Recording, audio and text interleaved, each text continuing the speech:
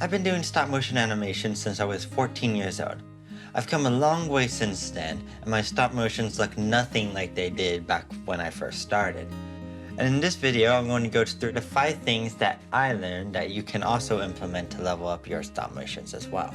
And I've also included 2 extra tips at the end if you're going to be doing this more professionally or you're looking to dive into this further and do this more seriously.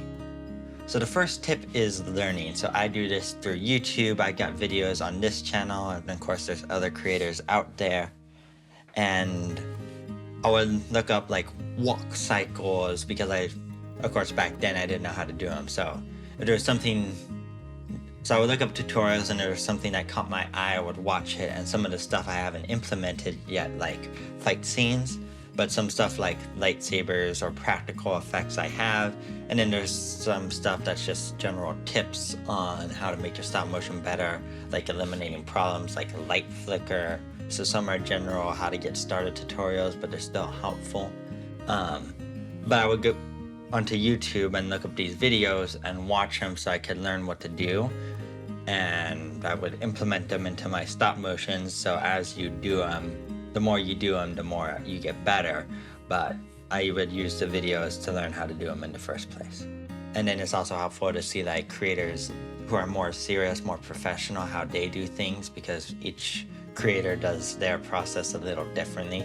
It's kind of cool to see how the different creators make their stop motion, so that way you can make your own process as well. And the second tip is backdrops and sets. So how this helps upgrade your stop motion is that now you have different locations. You can make different locations, and you can make actual cool locations instead of just being on a base plate or somewhere in your house.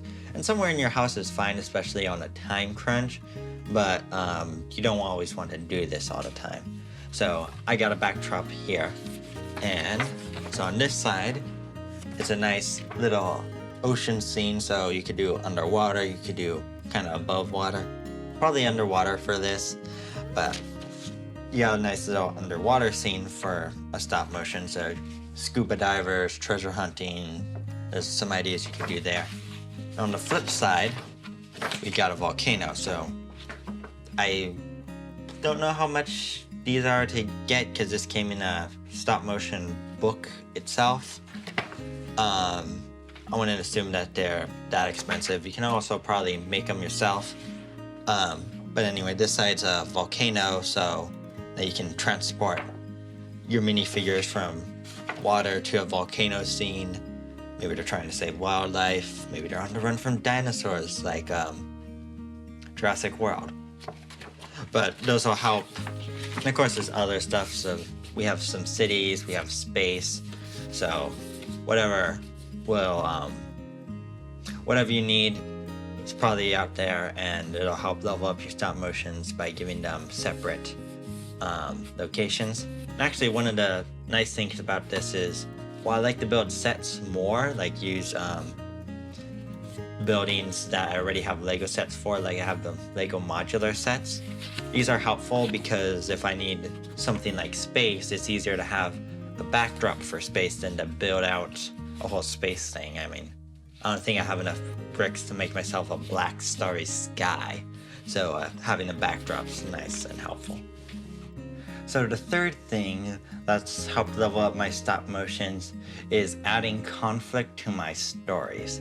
Now this is very important for your stories because otherwise they're just boring fluff that nobody wants to watch. But it's also important because if you don't plan out your story, you might wind up getting bored with it yourself as you make it. And this has happened to me.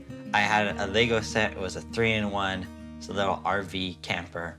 So I wanted to take it, and I wanted to take the little family in the set and have them go on a little camping trip, and the set transforms into each of the different parts. But the problem was, I didn't have a story, I had no conflict. So I had a funny intro, and they got to the campsite, and then I found myself not animating it because I not burned out, but I wasn't interested in doing it anymore. And my mom's like, you don't have to finish. I was like, well, I need to finish. I started. So I was like, I know, I'll just blow it up. So really, not climactic, kind of anticlimactic, because they just came out of nowhere. There was no point for it. So that can happen to you if you don't have conflict in your story, if you don't have some idea of where you're going to go. They can be bland. Your story can be bland and flat and uninteresting if you don't plan this out. And it doesn't have to be hard. All you need is a hero, some sort of want, need, desire, and an obstacle that they have to get over in order to get to the thing they want. And the fourth thing is practical effects. So I mentioned this a little bit in the first tip, but things like explosions, but also lightsabers and blasters and a whole lot of other things. I like to do these in camera, in front of the camera while I stop motion, so in camera effects they're called, instead of doing special effects afterwards in software when I'm editing, because I find it easier and faster because I don't want to learn or get assets for doing it afterwards. So it's easier for me to do it in camera, but also I can also see how big I can do how big the explosions are. I can control where every blaster bolt is. But yeah, practical effects will level up your stop motions because now you got extra levels of coolness, especially if you're going with like lightsabers and stuff. So the fifth tip is having good lighting. So do things like block out natural light because the sun fluctuates and changes, so you can't rely on it. I have my window open right now as a little bit of side backlight, but for a stop motion you don't want to rely on this because the sun's just going to change. That's just the reality of it. And for a stop motion, changing light's not good because now you got varying light levels. And while you can try to mitigate this in post-production, it's just impossible. It's just impossible to match once it's changing. The second thing that's helpful is having a dimmable light. So I like these because they're dimmable. I also have a more professional light that I use that's color changing and dimmable. But that's helpful because now you can control the intensity. You can also probably cut the intensity with things like paper, although that cuts it a lot. And then also a helpful thing with the paper is softening the light. So right now I got soft light on me, so that's where the shadows aren't harsh and defined. But hard light, that's like sunlight in the daytime where you have like really harsh shadows and defined edges. So softer light just helps things wrap around a bit. Sometimes hard light is what you want and you want those hard shadows, but with Legos, it'll also cast a glare on your minifigure. So sometimes the intensity of the light will cause that glare and it's harder to see your figure. If you're fine with that, then by all means do it, but for me personally, I don't like that. Alright, so that's the 5 tips, and like I said, I got 2 more. And again, these tips are more pro upgrades. They require an investment, but they will upgrade your stop motions by a whole lot. They're so good, I can't understate how good these upgrades are. So the first thing is a dragon frame. So my brother got dragon frame for his birthday a while ago, and it's been so good. It comes with a controller. So that in itself, I mean, we've used a clicker before back when we used an app on our phone, but using our computer and hooking up the phone to the computer for dragon frames has just been working so much better. It looks nicer. We have more control, which is the best part. My brother would always complain about light flicker in the phone app. I never noticed it myself, but he did, or thinks he did. And yeah, it just brings so much more control. We're able to do so much more with it, plus the controller that it has for the software is even better, and it's got all the features you need, onion skinning and everything else. And one of the capabilities it has leads me into the next point, which is upgrading your camera from a phone to a DSLR. So this can take much better picture quality than my phone.